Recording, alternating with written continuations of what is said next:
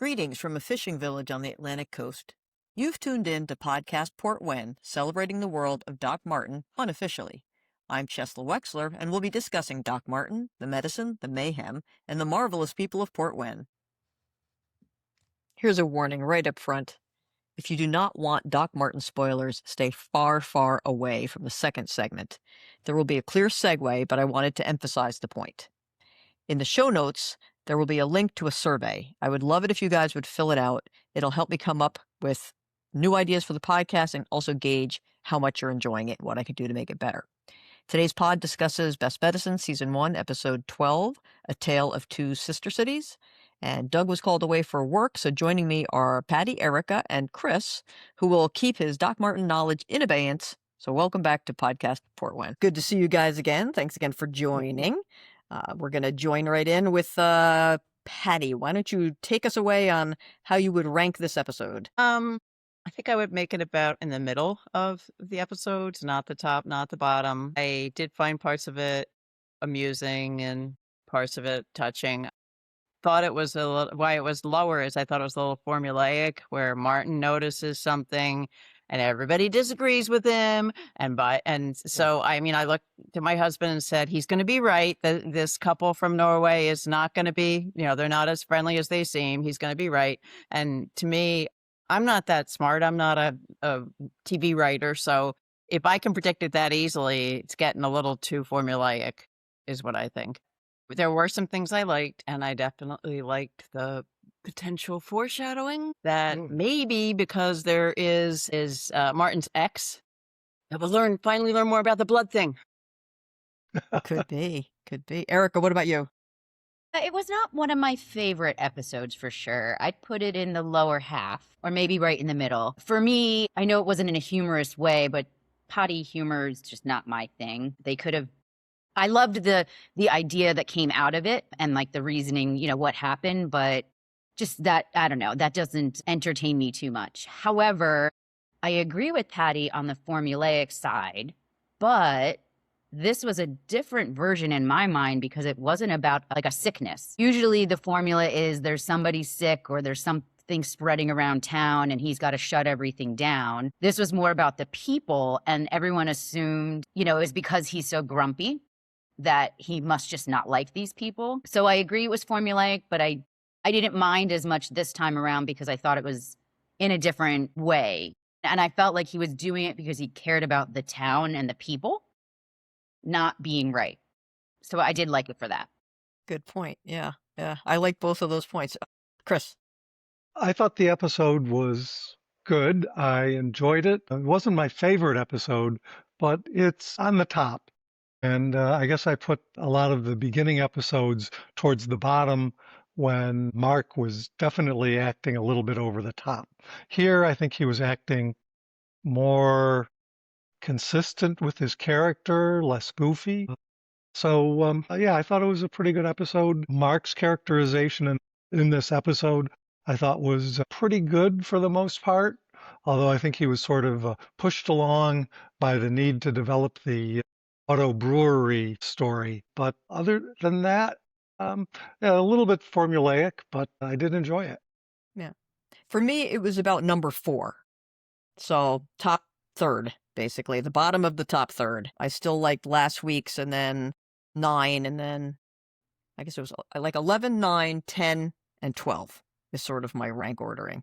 So to me, what's good is it seems to be clustering. It's getting better over time. I like the idea that it was formulaic, but in a different way, because I didn't even grok onto the idea that there was a formula. I thought it was different, and I think it's because I was thinking more like Erica. And I kept trying to predict why these people were here. Like, I kind of was with Martin that there's something fishy about them, but I was like, okay, she wants her child to be born here, or, just trying to throw out ideas of why this was suspicious. I did not think that they were going to have a salmon farm.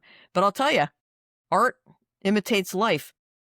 Port Isaac and Port Quinn over in Cornwall have been sort of battling against a seaweed farm that they want to put in their beautiful bay that's going to mess up their fishing industry and their views and stuff like that. So it's kind of interesting that they've got this kind of common plot. I would like to talk, Chris, you had started talking about Mark. One thing that I found was I just rewatched it because I thought this when I was watching it. The Mark prior to the opening sequence of the show, I felt like that's the Mark I want to see. Because he, even though like he was doing the drunk scene, right? He was goofy, but he was normal. And there wasn't sort of an affected vocalization, I guess, which I think is something that we all kind of like, the sort of weird way of talking. So I think we could all take goofy, just a different kind of goofy, and obviously Josh Shigera can deliver it because he was doing it. So it's it's creative choices that are going on there. What did you guys think? Well, I'll just agree and amplify that. I thought, more in this show, he does seem to be less goofy. So he's talking in a less goofy manner, less over the top. And I think that contributes to my thinking about the evolution of the show, agreeing with you that it is getting better, that it's sort of finding its own voice as opposed to just echoing Doc Martin. Mm-hmm. Okay. How about you, Erica? I'm just picking on you because it looks like your mic is on. Yes. So I actually can't say that I enjoyed Mark in the episode because we all know how I feel about him, but I tolerated him significantly more than I ever have in the past. And I think it was because his behavior was finally equal to the task at hand. I mean, we know he wasn't officially drunk, but the behavior and us thinking that he was drunk was coincide with how he actually acted. And I don't mean the person acting, just meaning Mark as a character. Behaving, I should say. So I found it more reasonable. His off tilt voice, his stumbling, his goofiness was relatable in this manner. So I enjoyed him more than I ever have before, if that says something. That's good. No, that's good. That's good. Patty, what did you think? Yeah, it is a low bar, but Yeah, I would say he bothered me less than in other episodes. He's still not my favorite, but if they, and every town everywhere has people you like and people you don't like as much. So he may stay someone that you don't like as much, but if they make him a little bit more than just one dimensional, I would like that. And that seems like maybe they're going to. And the whole breathalyzer DUI thing was like, whoa, for me, because a couple months ago, I served on a jury and it was a DUI case. Interestingly enough, the guy's blood alcohol content on the jury was 0.16 and he was not acting like Mark. It was hard to imagine that this other guy was drunk, but those tests don't lie. Yeah. Anyway. And also, I mean, people have different tolerances, right? So how they act depending on how much they've had. And Mark, of course, is not someone who Louisa says is someone who drinks a lot, right? I actually liked the fact that even though that was sort of over the top, but I kind of liked the fact that he was like, whoa, I could have hurt somebody. You got to put me in the jail cell overnight. That he knew he did something wrong, even though it wasn't really his fault, as it turned out. He had no idea that his blood alcohol level would be that high. But I just kind of liked the idea that a sheriff took it seriously and it wasn't, do as I say and not as I do kind of thing. So I that made me like him a little bit more in a way. Erica? I have to piggyback on that. I really liked that moment that we actually saw Mark being a sheriff. So we know now he can do his job. He doesn't just give out parking tickets. He knows the law. He knows what he's doing. He did make mention that he's pulled other people over for DUI. So I don't know. This episode really humanized him more for me and made it real, like understandable that maybe he is better at his job than his goofiness leads us to believe he is. And I've been reading some things online because I would love to get somebody, I've asked out in the listening world, and folks, if you're listening, I would love to talk to somebody who really finds Mark a lot of fun, because I think there is a demographic thing with us, and it's an age group thing as well, because we had some comments on last week's pod about how, the teenagers don't need to be reprimanded, and Martin, they think that maybe Martin even has a soft spot for the teenagers because he doesn't seem to take them to task or kick them out or yell at them or anything for their behavior. So we might just have a poor opinion of these guys, but a completely different generation than ours thinks that they're pretty hilarious. And I would love to talk to such people because I want to give some love to these characters that maybe we don't like just because, we're never going to like these guys. We're old and crotchety. I'm trying not to say that. I will never feel I am not old. Speak for I will yourself. never I be am old. not old. Yes, I am Right. not That's what I old. just I said. will. Eric is not. Yeah, old. I will further extrapolate this point and say I really liked the scene towards the end when Mark goes to the treehouse and you have Mark and Louisa and Martin there. I thought that was a nice scene. It seemed sort of real. Mark was going off to like sort of finding strange things happening and just trying to get away. And I thought Martin was very relatable in that scene. Doesn't want to go up the treehouse, but he does because that's where his patient is. And yeah, I thought that was a good scene with all three of them. From a dynamic perspective, Louisa and Mark obviously have been tight for years, and Martin is trying to get closer to Louisa, and Mark is trying to get closer to Martin. I wonder if we're going to see those three have a very interesting friendship going forward because of the whole romantic thing, And now we've got this Dr. Montgomery person thrown into the mix. So what did you guys think of Dr. Montgomery? Answer? Patty? Yeah, she was radically different from Louisa, that's for sure. Yeah. I found the whole thing kind of interesting because I believe she said they dated in med school, right? And So for that some was years quite, afterward. but that was they dated quite a while ago. It wasn't very recent. It seemed like. Was he a different guy then? Was he because he just seemed like he was so uncomfortable and didn't know how to talk to a woman he was romantically interested in. And so I was kind of surprised that that doctor was his ex. So maybe that relationship just turned him off and he just totally shut down. I don't know. I am curious to find out more, not just about if she knows the blood story, but also their relationship and what was he like back then? Because Yeah. was it really different from now? She could give us some insight on that because I guess they dated in med school, she said, and for some years after, but Yeah. it's not clear how many years. And it's, we don't really know his age. I mean, you can look up Josh Charles's age. I think he's in his 50s. Abigail Spencer's in her 40s. Right. But yeah, he's been out of med school for a while. Right. They met in med school. And they dated in med school and for some years after. Well, if you think about it, in relation to was he a different person, the doctor seems to be very similar in mannerisms to Martin, but she did say as Louisa was leaving, tell Marty I said hello. As we see here, if she's referencing him as Marty, that seems like a more of a relaxed relation. And now Mark is calling him Marty too. Did you notice? Certainly Marty, it indicates a more intimate relationship. Patty, go ahead. Yeah, I was going to say, he doesn't seem like a Marty to me at all. And that seems very different. I wanted to respond to something that Erica said about, I want to make sure I heard her right. You thought that, I'm sorry, what was the ex's name again? Dr. Montgomery? Montgomery. Yeah, you thought she was like Martin? Well, when Is that she what was, she said? yes, when she was interacting with Louisa, she was just as Martin does, is very like direct. When she made the joke Yeah, I about, thought she was so direct. is it still, was there air flowing through or is it gate closed? And she's like, there's a possibility. I Yeah, felt like she was just a very structured, straightforward thinker and not Yeah. very emotional and wasn't connecting or making that like bedside manner connection, which is very similar to Martin. yeah, I see that, and I kind of agree with you there. But I thought she was really conceited about. She said, "I don't think he ever got. I bet he never got over me." And Right. I wanted to slap her. Then, I mean, like, I don't mean that really. But the thing is, I mean, you figure she doesn't know Louisa at all, right? And she's saying this to her. Yeah, well, no, she does. She has no idea that Martin and she came close to having a thing or whatever. So it's not that. It's just that she's just sitting there thinking, "Oh, this guy's been pining for me for how many years? Get over yourself, lady." I don't know if that. So I was very turned off by that, by her saying that, and I don't think And she would say something like that.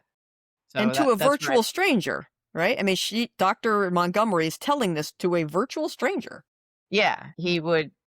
He didn't even mention to Louisa that they had been a thing. So, and he knows Louisa. So yeah, I don't think he ever would say anything like that. And it was certainly news to Louisa that Martin went out with this woman for a long time because you can see her eyes wide open. So you went out with Martin? So she was very surprised at that. I thought that was a nice bit of characterization too, showing her character.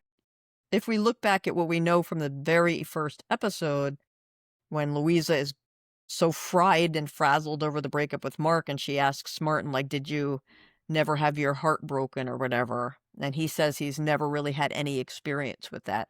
You kind of, Yeah, that's what I thought. yeah. So is he blocking this out? I wouldn't say I would say that made me think he'd never really dated anyone or had a real close relationship with a partner type person. That's what I thought at the time of that episode.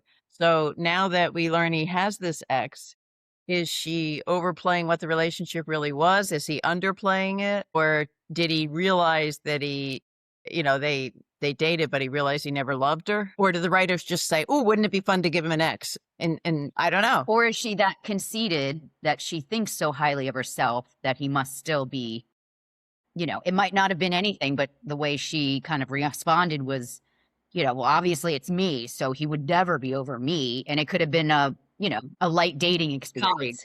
She did say it was years. So they met in med school and for years afterwards. True. And then they were married to their careers.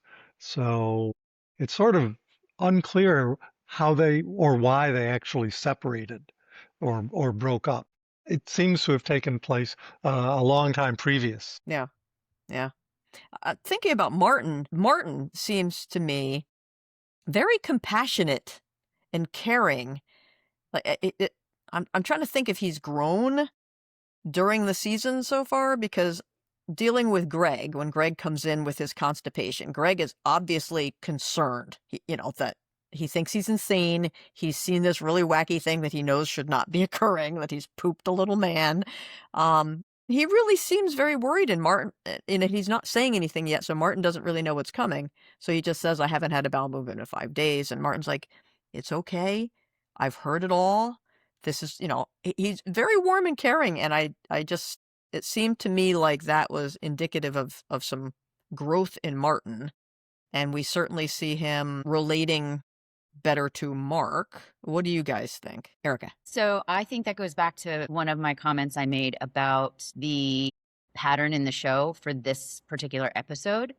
We actually finally saw Martin caring about the situation happening in town, not because it was medical, not because he was trying to be mischievous or ignoring anything, not trying to get out of a festival of any sort.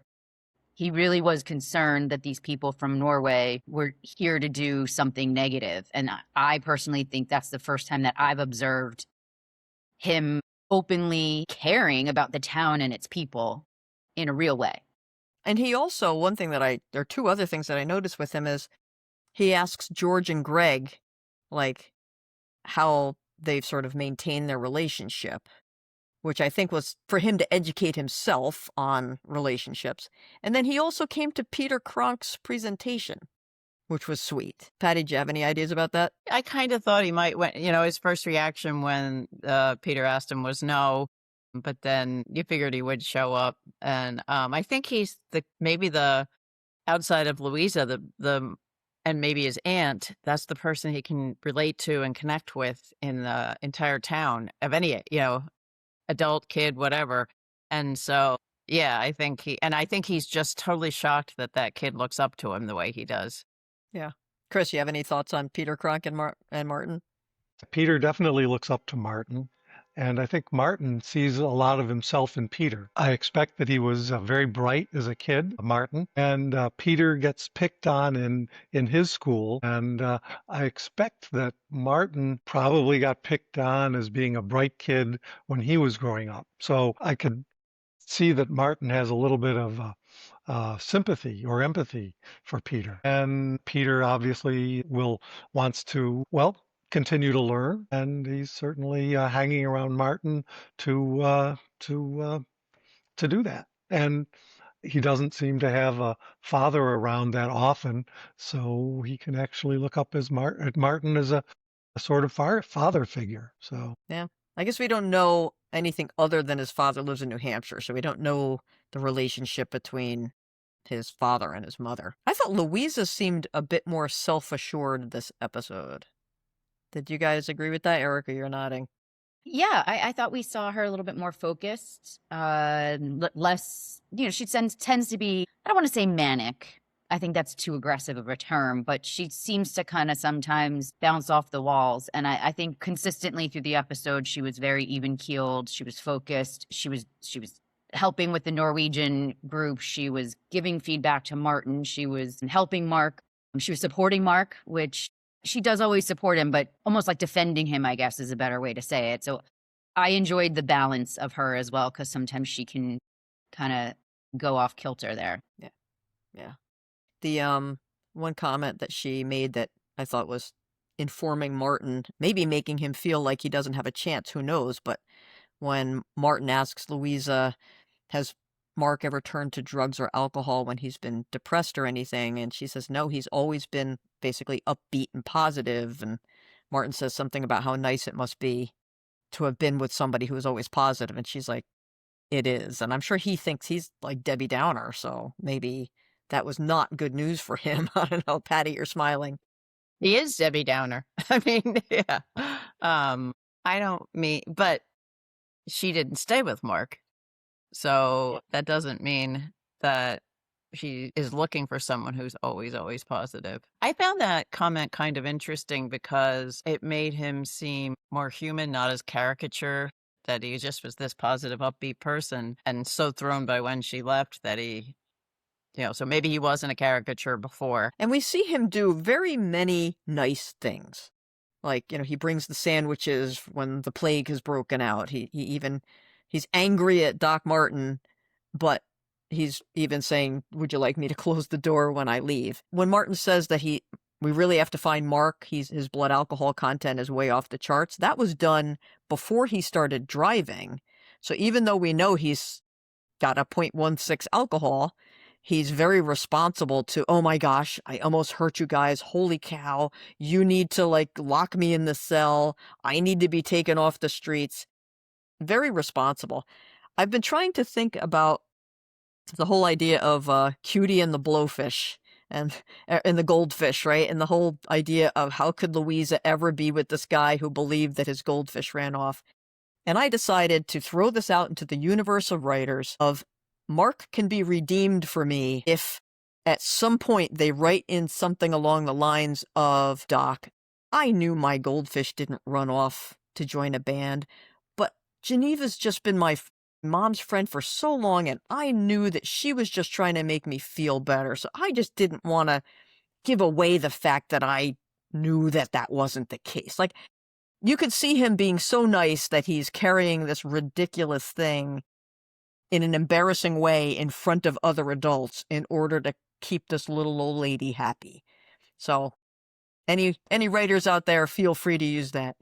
Amen to that. Honestly, it could definitely redeem a big chunk of him in my brain if they kind of turned it around to be like, he just doesn't want to hurt his mom's feelings or Geneva's feelings, doesn't want to, he's just trying to be nice to everyone. And if that kind of came out of like, I'm not an idiot, I know, that would be great. Right. I would love it, honestly. Yeah. And I kind of feel like there is a middle ground in how this character is written, directed, and acted that can keep all the demographics happy. Because I think he can absolutely be goofy and not the sharpest tool in the shed, but not be so over the top. Because I think we've seen glimpses of that. So if that little lightning in a bottle could be captured, I really think you could keep the existing people who are happy, and bring along some crotchety folks. Or just, I guess this is the Gen Zers. So is anybody here a Gen Zer? I am not a Gen Zer. Okay. So Gen Z likes him. Non-Gen Z, there's a lot of us. Let's try and bring us along too. Chris. I did want to sort of amplify and agree with something Erica said about Louisa, that in the previous episodes, several of them, where she acts flighty, really not knowing where she's going. And I guess you could sort of see that she doesn't know where her life is going. She doesn't have a kid, but she wants to have a child. And in this episode, yeah, she's sort of more directed. Yeah, she wants to have a kid. She's going to see a specialist about that. She's concerned about the town. She's on the council. Yeah, and she's concerned about Mark. She tries to help out. So yeah, she's becoming more assured, more self-assured in what it is that she's doing. So I don't know if that's her character developing. It could be. Could be. Patty, do you have a point? Yeah, I had a point about Louisa, just in case any of the listeners out there have a differing point of view. I have never found her quite as flighty as the rest of you. I feel like, she's this school teacher, loves teaching, and is a good teacher, and is at home doing that and good at it.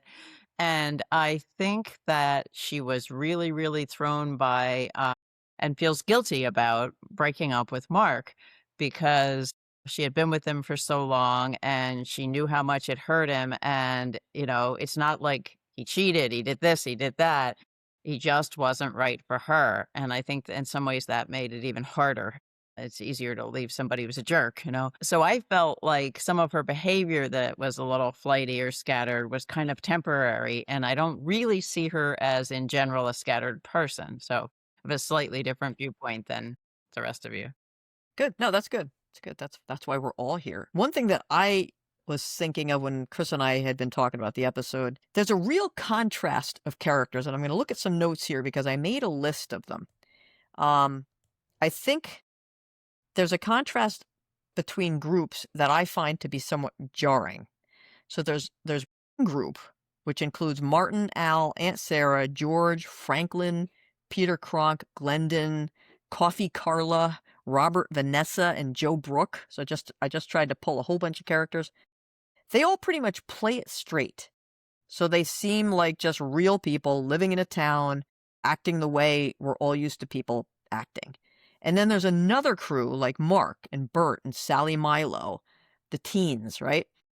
That are very much over the top. And then we've got Elaine, who seems to have a foot in each camp. Sometimes she's like crazy over the top, and sometimes she's extremely, normal, like being upset about her mother marrying Dum Dum and how that makes her feel with respect to, her father's not existing and that. And then I didn't know where to put Geneva, who to me seems like the one character in town that I would call, and Chris and I were talking about this, authentically quirky. So whereas we've got some really very real people, and then we've got some very over-the-top people who maybe the point is to try to make them be quirky, we just have, to us, Geneva's the one person who really seems authentically quirky. What do you guys think about that? And I'm not going to talk to you first, Chris, because you and I kind of chatted about this first. I want to see the other perspectives. Anybody want to go first? Patty. Yeah, I would agree that there's something about her that I think, yes, she's a quirky person. She's not over the top. Some of the other characters, I just feel like it's too much. So I agree with you. There's something authentic about her quirkiness. Yeah, but does it seem like there's sort of two groups in a way? Like very normal and very exceedingly different? Erica, did you want to answer that one, or did you have a point on the other thing? Yeah, no, I think that the town is very chunky in as you're saying. It's we've got the over the top kind of characters where we don't understand why the teenagers are just so mean.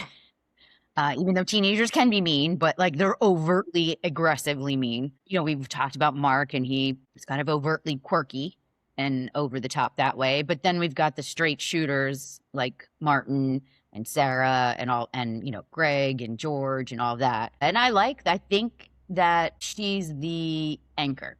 She's the one that's the center, grounding us all to make sure we just, whatever camp you like better. Some people love the quirkiness and that craziness, and some people want it more serious characters that are believable. She's the anchor in the middle that keeps us all still watching. And who's the anchor? What's her name? Geneva. So I'll let you re-say that so you can. So I think Geneva is the anchor between the two courts to say that we can take a little bit of both, because she's a little bit of both. So that's my point of view. And I think it's the authenticity issue for me. Like over-the-top people don't seem authentically quirky. They just seem too much. Well, right, but so we have the too much camp, and there seems to be people that comment on several of the podcasts that like that enjoy that. Mm-hmm. Then you've got the Yeah. other side of the watchers that really just want more direct and serious and believable characters. And then you have Geneva, who's authentically quirky, but still believable and genuine. So that's why I say, like, she's that anchor that grounds us all into Okay. the show. Not that she's the key character by any mean. I'm just saying Right. she makes the show one way or the other believable. For me, I don't even think I'm looking for serious people versus over-the-top people. I think I'm just looking for authentic people. Or people who seem realistic to me, whether they're quirky or serious. I just want them to feel like they could possibly exist in the world. Chris? I was just going to say that Geneva's kind of emblematic of the sort of mix, maybe what they're going for in the show. That yeah, you have some quirkiness, but yet some heart there. So yeah, she's So maybe one of my favorite characters. I think you had said last week in the Doc Martin section, and this isn't giving a spoiler away, but she's just sort of like a little bit of spice that really adds to the show. So there's a lot of sort of untidied things, right? So we've got what's going to go on with Aunt Sarah's house. Are we going to learn any more about Rosemary? We're going to learn any more about the blood problem. What's going to happen with Martin and Louisa? What about this Dr. Montgomery person? We never heard more about whether Bert is really Al's biological father, right? We've got is the school going to close? So I just threw out a whole bunch of things that are up in the air. Pick any of the ones that you want and tell me what you think is going to happen. And the salmon farm. Yeah, right. Which is the whole to be continued, right? I'll just throw out there, I don't think we're going to have time for Louisa and Martin to have a one-night stand and find out that she's pregnant. So I don't think that, because we're going to have the salmon farm wrap up, which is going to be very real time, unless they do like 6 months later, this is what happened, which I hope they don't do. But does anybody have any theories? Did you see the look on her face when Martin ended up recommending the fertility doctor, but she didn't know what he was going to say about that baby? Yes? Like, are you volunteering to be the dad? Didn't it seem like she was looking for something? Yeah, it definitely did to me by the look on her face.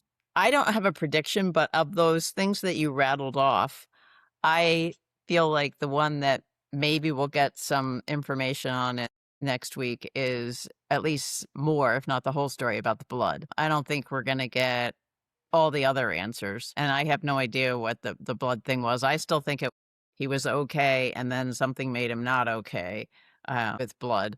Yeah, my prediction is that we might learn more about that one, and maybe part of one or the other things that you mentioned. But that was a long list, and there's no way. There's a season 2. They have to leave. I think the Martin and Louisa thing is going to drag out for a long time. If they wrapped that up in this episode, what would we have to look forward to? Are you thinking that we would learn more about the blood from Dr. Montgomery? Probably. Just that I figure she has to know at least some. Well, maybe she doesn't have to know some of the story, because if they broke up and then it happened later, then maybe she doesn't. But I'm hoping that she knows something about it. Even if she doesn't tell it, maybe her being there or something will cause him to explain a little bit more. I don't know. How about you, Erica? Do you have any theories? So I'm really disappointed they didn't have their tryst this episode that I was really looking forward to. However, that doesn't mean that next episode, which is the last of the season, that they end with them doing something and maybe we just don't even know. She could end up starting next season already pregnant, or maybe even with a baby if they want to jump time frame. So I'm not saying I'm changing my approach. I do think that this is going to be Martin's baby. I don't know why. Okay. I have no clue. Don't tell me if I'm right or wrong, but I have a feeling his baby. I also feel like we're going to get, obviously, I think the salmon thing is going to end up resolving in this next episode. But I also think the house thing is going to carry over. I don't think we're going to find a wrap up of that this episode. I don't think we're going to have the Al and father wrapped up. Almost kind of. Oh, and Elaine.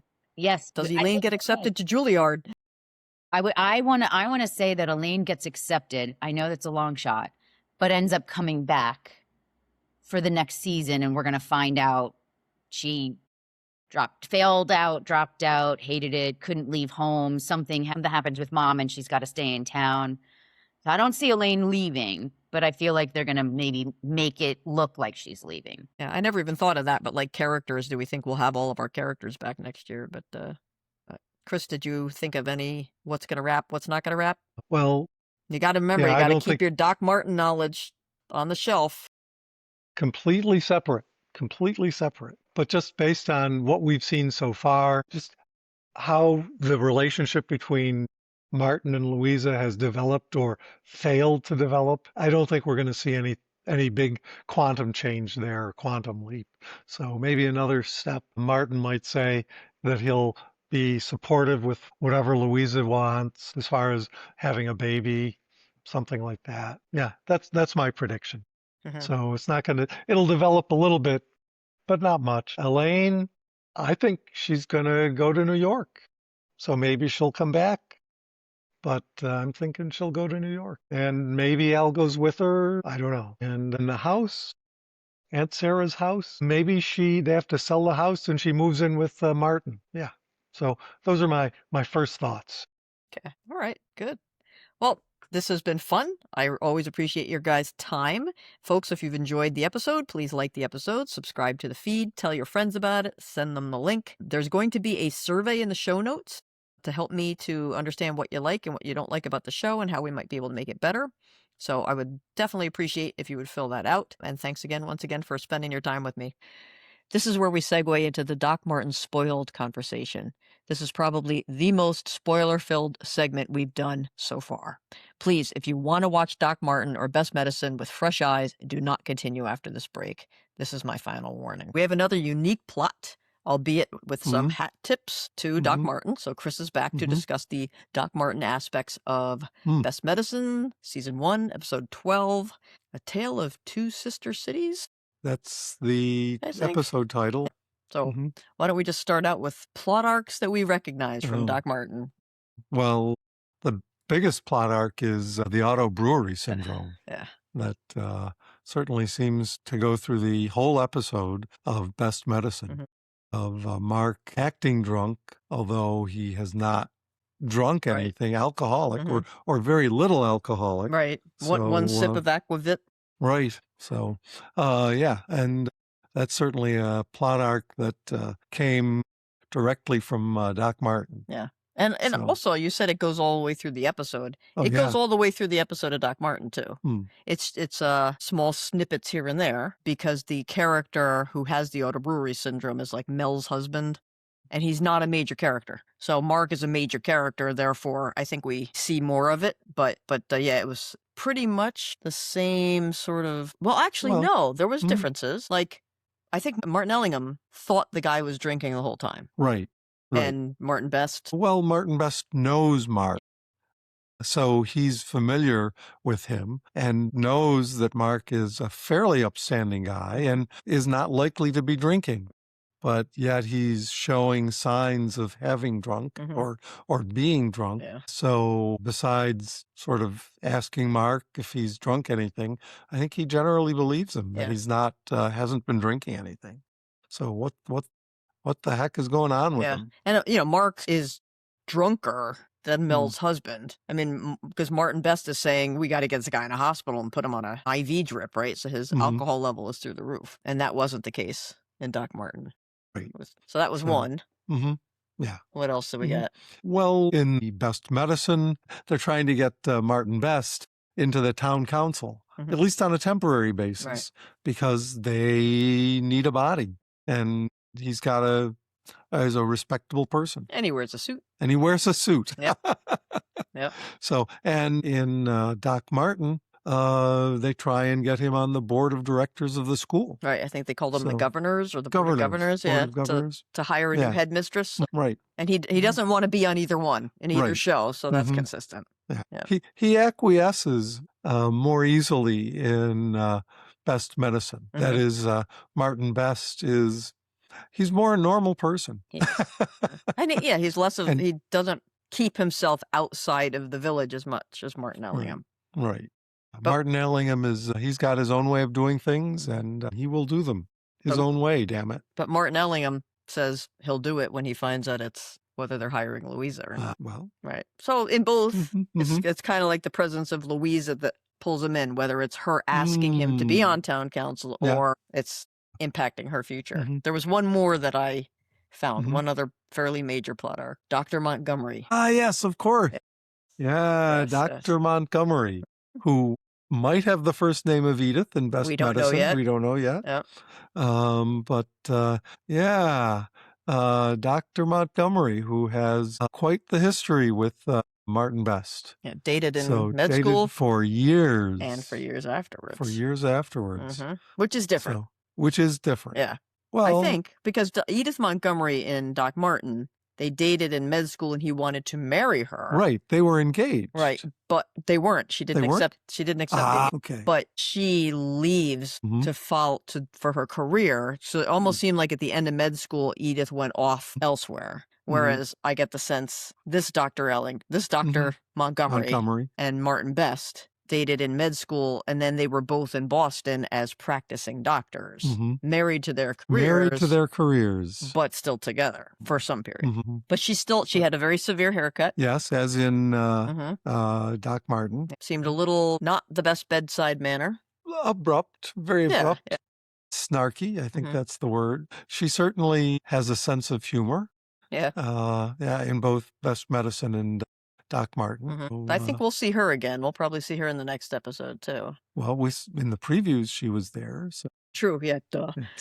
I forgot already. Yes. Yeah. You know? I don't know. Is that special knowledge? Not everybody gets to see that if they watch Yeah. Fox.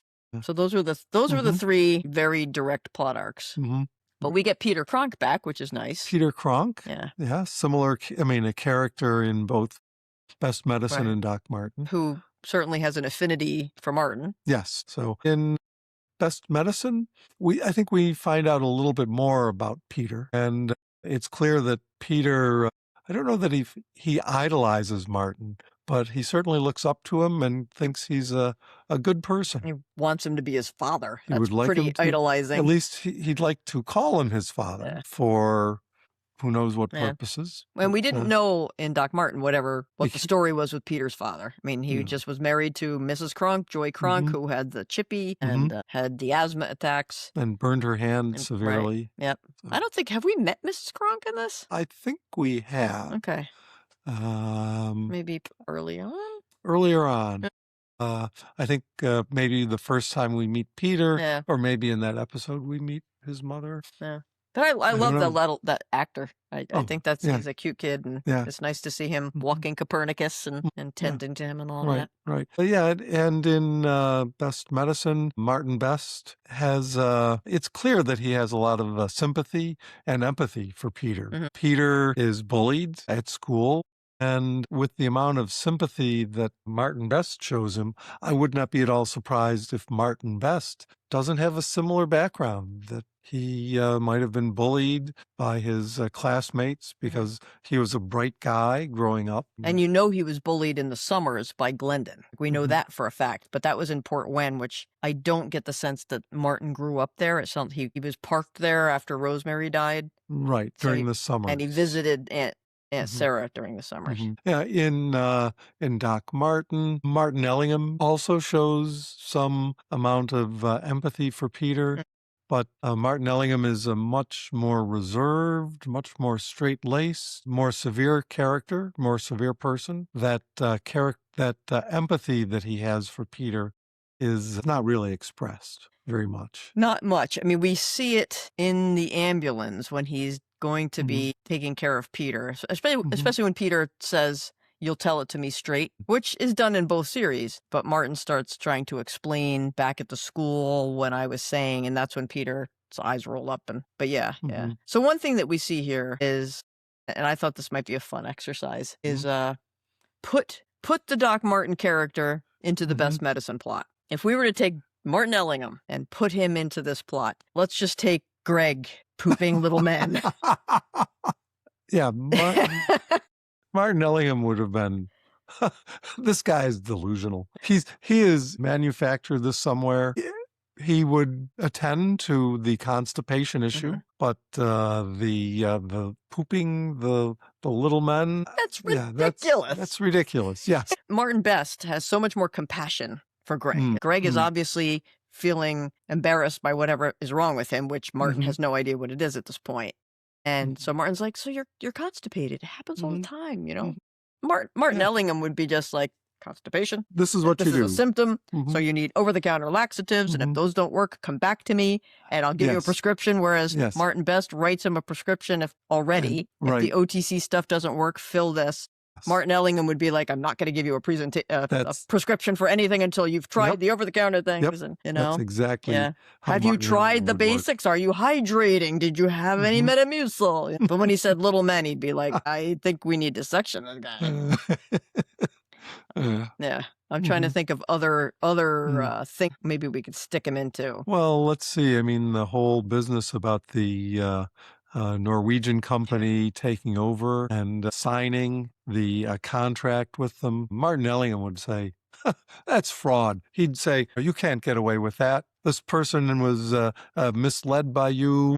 We have tons of witnesses here that will swear to that. This will never hold up in court. Right. Or you, whatever your name is, you're a lawyer, right? Yeah. You know, you've seen this. This can't possibly be legitimate. You know, we did not deputize Geneva to sign a business contract for this town. Yeah, just a sister city agreement. That's right. And they would kick Glendon out of town. I mean, everybody should be ticked off at Glendon right now. Yeah. So, so what about when Aunt Sarah gets hit by the drone? Let's just imagine if that were Aunt Joan getting hit in the head. Okay, well, Martin Ellingham would make sure she didn't have a concussion, probably do some tests to see whether or not she was concussed. And he would probably test her head, make sure that there was no broken bones. And Martin Best barely looked at the wound, which had been taken care of by Elaine, the administrative assistant, right? So this is not somebody who's trained in wound care. And Martin Best just says, put that ice pack on there because he can't look at the blood because he actually has a worse problem. I mean, he's passing out from the get-go, whereas Martin was just gagging a bit. So, that seemed, I think with Auntie Joan, he'd be, shining the light and saying, follow my finger and all those sorts of things. Maybe he'd prescribe a CT scan or MRI over in Truro. Right, something like that. But yeah. So this is the second to last episode. Since we do know Doc Martin, what are our predictions for how this this season ends? Yeah. Well, this is episode 13, 12. This is episode 12, sorry. Season 2, episode 6, which is 2 off the actual end of season 2 and 3 off when you count the Christmas episode on the edge. Okay. So at the end of season 2, that was Erotomania. So that's when they actually have the drinking scene. Oh. Yeah. I don't see that. No, I don't. Yeah. There might be something. Plus, we just had Edith introduced. Right. There's got to be an Edith thing. So I think Edith is a Dr. Montgomery will serve as a catalyst. Yeah, maybe. So now what would Martin do? I think he would offer to help and support Louisa through whatever she's going to choose to go through, having a child. It just from what has happened, I don't see much beyond that. Okay, for the two of them. don't. They need more time together to sort of gel. And we don't have that same I don't drink Martin. No. Like Martin Ellingham was like, I don't drink, right? I don't drink, and you don't You don't really hear Mm. why not until he says, because I just fall asleep. But Mm. you also have a sense throughout that he doesn't drink because alcohol is terrible for the liver and it's terrible for the brain. So it's from a Mhm. health perspective, he kind of rules it out. And then when he does it on odd times that he has drunk, he also Mhm. has this bad habit of just conking out. So yeah, so After he says some it's very, very, very nice. But Martin Best, he has not been intriguing rabid things. against drinking. No. Matter of fact, didn't we see him with a glass of wine or something at We some point? might have. So I don't know. I kind of think, Hmm. yeah, they can't end season 1 with the two of them getting together. No. Because otherwise there would be no cliffhangery Mhm. aspect. And you want people to come back for season 2. I don't really think I buy what Erica's theory was, which is she ends up being pregnant after a one-night thing. Because, there's not enough time in one episode to like sleep together and find out that she's pregnant. So I don't think that's going to happen. Yeah. So I just see Martin Best pledging his support for Louisa going forward. Mhm. And Louisa, she was very surprised to hear that Martin Best had actually Dated anybody, right? for years. So she may decide that not going out with Martin Best is a good idea. Or she may get a little jealous because maybe she thought that he was not going to be contended for. And Edith, keep calling her Edith, Dr. Montgomery is clearly planning Could be Edith. to come to Portwenn. Mm-hmm. Yeah, because she even says in that, now that I remember the preview, I'm here to date you, right? That's Right. pretty straightforward. I'll make other predictions. Oh, yeah? Go ahead. So, Yeah. So Elaine Yeah. in the original Doc Martin, Elaine was not around very long. True. And in Best Medicine, Elaine wants to go to New York City, become an actress. So I'm predicting that she's going to get her wish and we won't see her next season. That's my prediction. My prediction is that whether or not she gets accepted to Juilliard, we see her next season. Yeah. My thinking about Elaine is she is ours for the whole show. Oh, And okay. she's going to grow through her Pauline phase and her Morwenna phase. I really think so, Okay. because I think, she'll, maybe Juilliard turns her down and she has to figure out something else to do with herself. And she realizes that she actually has a bit of a knack and a interest in medicine. So maybe she does a little phlebotomy since she's already drawing blood with no training, which seems odd. And she already seems genuinely fond of Martin in a way. In a way. It comes and goes. And Pauline didn't really ever seem fond of Martin. I mean, she really. she could be solicitous. Like when he when he had gotten drunk, she canceled the appointments and was like, just get some air or go lay down or whatever. Yeah. So she could be kind to him, but she also took the pictures and spread them around town. And so she wasn't, Right. but Not- but then Morwenna is genuinely fond Yes. of Yes. Martin. Yeah. So I think Elaine is going to grow through her phases. Okay. So she'll be Okay. there. Yeah. Okay. Now, it took 2 seasons, and we're almost through the equivalent of 2 seasons of Doc Martin, Right. to switch out one constable for another. So would Mark Mylow would we be saying goodbye to Mark Mylow? And what is your prediction? My prediction is he'll be back for another season. Yeah. I also think Mark is going to be here for the duration. Okay. Just based on how they've, been writing him, he has sort of the naivete of Mark Mylow, the romantic interest in Louisa of Mark, and A little the more than that, really. yeah, because they were engaged and lived together for 8 years. But they made him a goofball from the jump, which is Joe Penhale. So I think Mark is there for the duration. My hope there is that they can find a middle ground that keeps him amusing and attractive to younger generations, for the demographic that is like the 20s and 30 somethings, and potentially make him less annoying to folks who are just a little older than that, like us. Yeah. Get Mike Caine. Yeah. if you would. No. So. And other predictions. I hope they do more with Bert, more Yeah. with Al. I like to see them. Yeah, and Geneva. Yeah, I like So, Geneva. And Sarah. I'm glad we see as much of Sarah as we are. I'm just thinking of how often we saw Aunt Joan. I think we'll have Aunt Sarah the whole series too, the whole show. Okay. As long as it's on, I think we have Aunt Sarah. I hope so. Yeah. But who knows? Maybe because this Martin doesn't need his psychiatrist aunt as much as Martin Ellingham needed his psychiatrist aunt. Although Aunt Sarah does give some of that advice. But it's sort not- of practical advice. But that's Aunt Joan. That's right. So I mean, I don't think they need an Aunt switch. I know they Mm. switched from Aunt Joan to Aunt Ruth. Ruth. I think a combination was they had this remarkable actress in Stephanie Cole, and they didn't feel like they were using her enough, and she had an opportunity to go be in something that was more regular, because Doc Martin was filmed every other year. Mm. But, you know, you go from Stephanie Cole to Eileen Atkins. I mean, wow. I mean, it just you know, two Yeah. excellent Yeah. actresses. So Mhm. really, Mm. and the way the scripts were written, that Mhm. Aunt Ruth yeah. is who Martin needed later on Yeah. versus Aunt Mhm. Joan. Yeah. Yeah. So, Yeah. I was, yeah. since we're talking about Doc Martin, Yeah. I was really disappointed when they had Aunt Joan die. Yeah, that was very But- sad. But Aunt Ruth, good. Yeah, good Good ad. recovery. Yeah, good ad. She was wonderful. And just right off the bat, when we meet her and she's Yeah. in the funeral and she Mhm. tells Louisa, "I'm either awkward or I share too much," like now. You know? So cool. Mhm. So if you've been enjoying the podcast, please like the episode, subscribe to the podcast, send it off to your friends. Please comment. We've been developing a nice little community in the YouTube Mhm. comments. There are multiple Facebook groups out there for Best Medicine, so you can participate that way.